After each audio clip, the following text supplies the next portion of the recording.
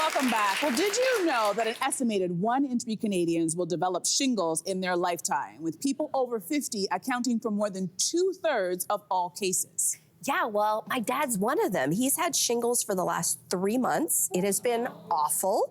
It's affected his sleep, his appetite, and just a whole lot of pain. So I'm certainly hoping our next guest can help. So here to tell us everything we need to know about shingles, please welcome to the show, Dr. Marla Shapiro. Welcome.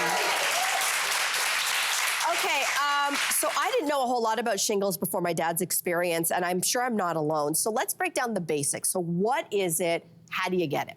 So for everybody who's over the age of 29, and I say that because chickenpox vaccines was introduced to that group that is now 29 years of age. Most of us have had chickenpox, whether we remember or we don't remember. When we have chickenpox, we think, oh, it's done, but it's not. The virus that causes chickenpox never leaves your body. It lives with you in your spinal column, something called the dorsal root ganglia. It doesn't really matter, but it stays there.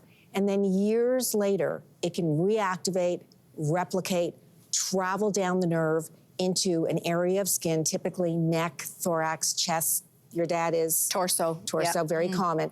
And it's on one side of the body. Starts initially with pain and burning and itching, and you're not really sure what's going on. And then you get the eruption of this rash that actually looks like a little local patch of chickenpox, little vesicles and fluid sitting in that dermatome.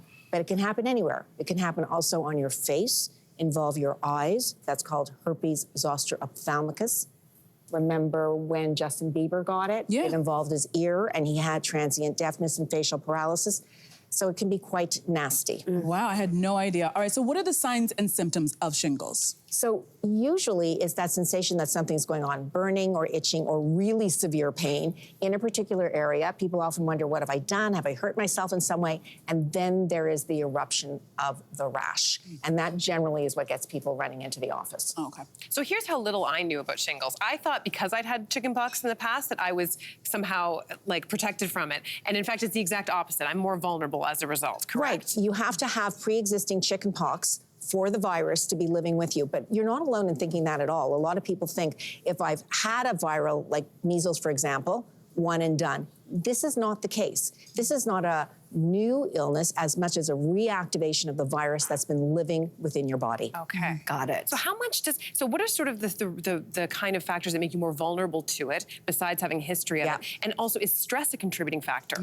So yes, yes, and yes. The number one thing that we think about is age, 50 and older. And the reason that we think about that is no matter how good we look and all the things you talk about on the social that makes you look good and feel good and all those things, the fact is that our immune system changes with age and it gets less robust, if you will. However, for people under the age of 50, 18 and over, if they have any type of chronic illness that impairs their immune system, so we think obviously of things like cancer or medications that lower your immunity, but any chronic disease can increase your risk of having shingles. Stress can be something that promotes it as well, but it often isn't a clear, oh, here's the trigger and this is what happened. It will often just appear. We think about 50 and over for the general population because that's when you're more likely to run into the secondary complications.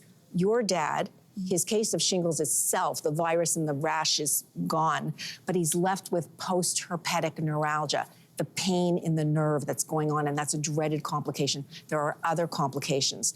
Under the age of 50 without risk factors, you can get shingles. You typically don't get into all those horrible secondary side effects.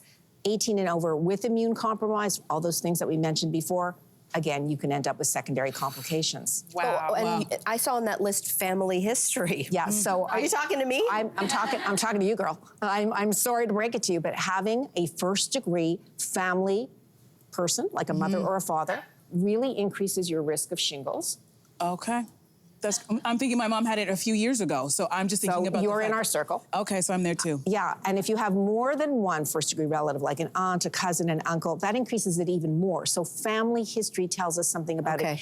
And the other thing for your dad, I hate to break this to him, but having had shingles puts you at increased risk for having it yet again. So despite the fact that he's had shingles and he's battling through with this postherpetic neuralgia right now, it doesn't mean that he's protected from future cases. Good to know. So the notion of who to protect includes him as well. Okay. Okay, well, I have something I'm kind of embarrassed to talk about, but my mom caught shingles years ago, as I just mentioned, and my dad and I were avoiding her at all costs. We're like, we weren't sure because we thought she was contagious. Right. Is shingles contagious? So the answer to that is simply, for the most part, no. Okay. Chickenpox is airborne, so we think about it being highly infectious. Kids were in chickenpox parties, they all got chickenpox. But this is a reactivation of a virus from within.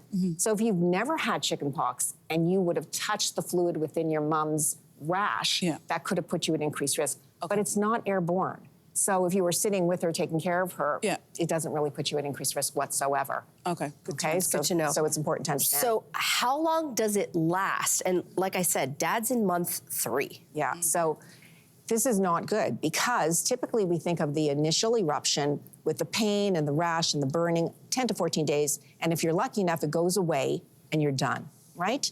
But if you run into that complication of postherpetic neuralgia, typically if that pain lasts 90 days or longer, it may be with you forever.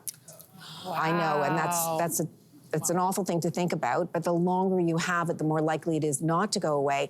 And in terms of pain management, altering the quality of your life, independence of activities of daily living, emotionally feeling just so worn down, depressed, not wanting to socialize, these are some of the secondary complications that go along with that.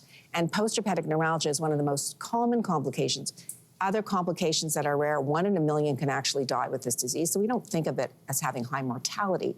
But older individuals in increased risk of stroke or cardiac disease following an outbreak. Oh my gosh. Wow. So, I mean, I think everyone's probably wondering, like, what can we do to treat them once we've got them, or once we've got them? Treatment is often limited because by the time you come to see us, from the time the virus first started replicating till the time you make it in, it's past what we call the 72-hour window of opportunity of treatment. So even if we offer you an antiviral, it may not make a difference in terms of shortening the severity or preempting the postherpetic neuralgia.